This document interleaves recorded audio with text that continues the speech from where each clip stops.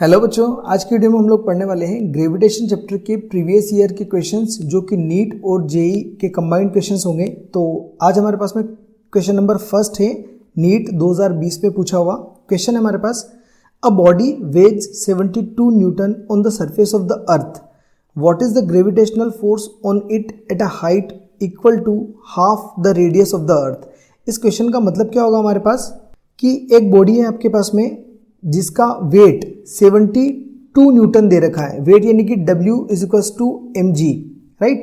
या फिर आप इसको फोर्स भी बोल सकते हो, force is equals to W is equals to mg। ये तीनों एक ही बात है। और ये कितना दे रखा है अपने को? 72 न्यूटन दे रखा है, ठीक है। कहाँ पर? सरफेस ऑफ द अर्थ पे। जब अर्थ के सरफेस पे कोई ऑब्जेक्ट है तो उसका जो वेट होगा या फिर जो फोर्स होगा वो कितना है? 72 न्यूटन।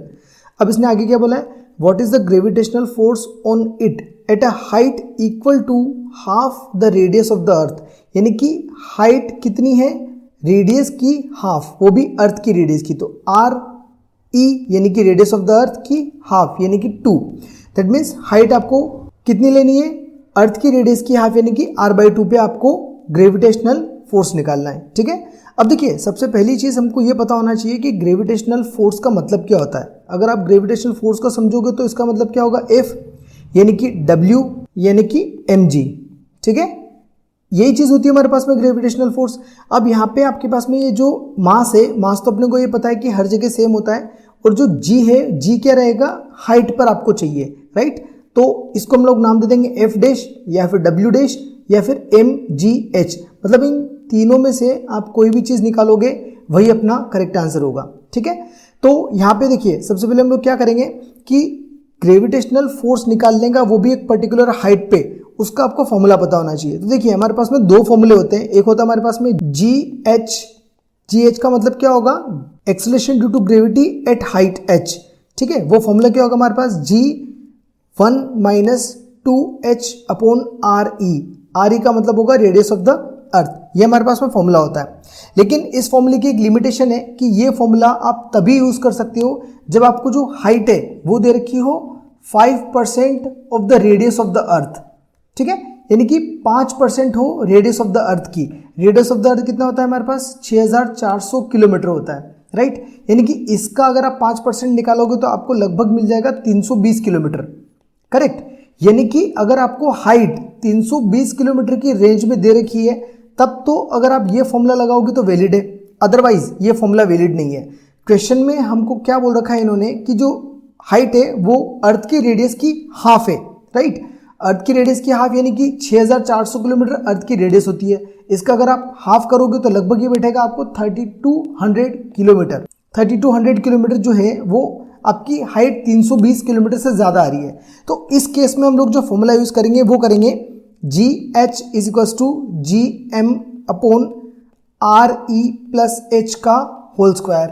ये फॉर्मूला हम लोग यूज़ करेंगे, राइट। GM अपॉन RE मतलब radius of the earth plus H का होल स्क्वायर, राइट।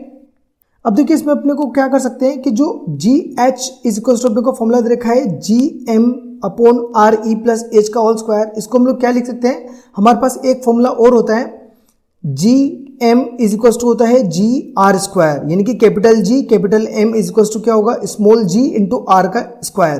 तो हम लोग यहाँ पे क्या पुट कर सकते हैं? GR square upon RE plus H का होल स्क्वायर। यहाँ ऊपर भी ये जो ये R है ये E है, ठीक है, मतलब रेडियस ऑफ द अर्थ है।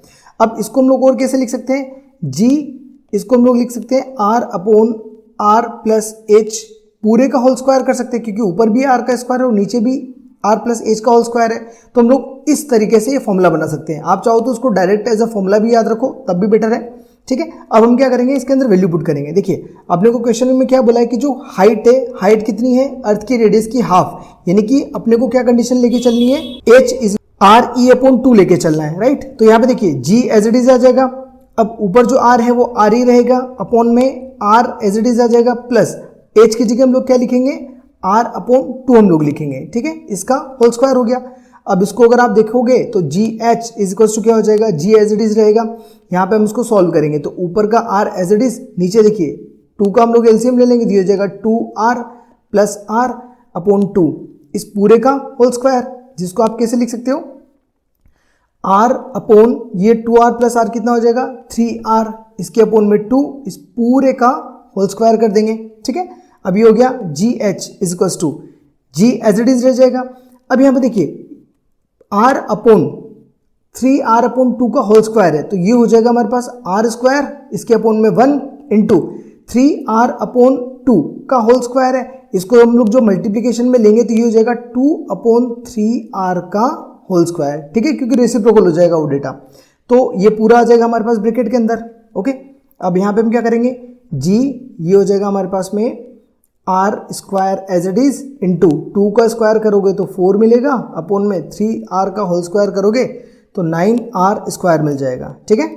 अब यहाँ पे देखिए r स्क्वायर से r स्क्वायर हमारे पास कैंसिल आउट हो जाएगा, क्या बचेगा 4 अपॉन 9 अंदर बचा और बाहर क्या है g, यानी कि 4 अपॉन 9g, ये हमारे पास में आ गया।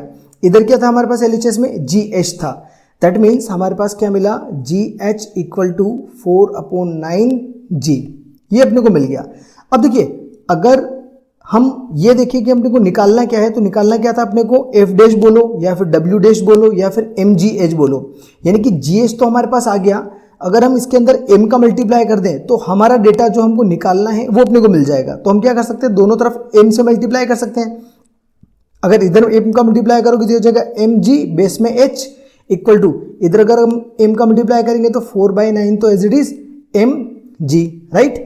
अब यहाँ पे देखिए 4/9 तो कांस्टेंट है, तो ये तो एज इट इज रहेगा, ठीक है। और ये जो mg है ना, इसकी वैल्यू अपने को क्वेश्चन में गिवन है, देखिए mg इक्वल्स टू कितना है हमारे पास में 72 न्यूटन, तो यहाँ पे हम लोग क्या करेंगे 72 पुट कर देंगे, तो 9 से 72 को कट करेंगे तो 9 1 9, 9 8 72, 8 का 4 में मल्टीप्लाई हो जाएगा तो MGH इक्वल टू कितना हो जाएगा हमारे पास 32 न्यूटन, और यही हमारा क्या होगा आंसर होगा, ठीक है। तो इस तरीके से हम लोग इसका आंसर फाइंड आउट करेंगे। तो कौन सा ऑप्शन हमारे पास में, first option is the correct answer. Okay.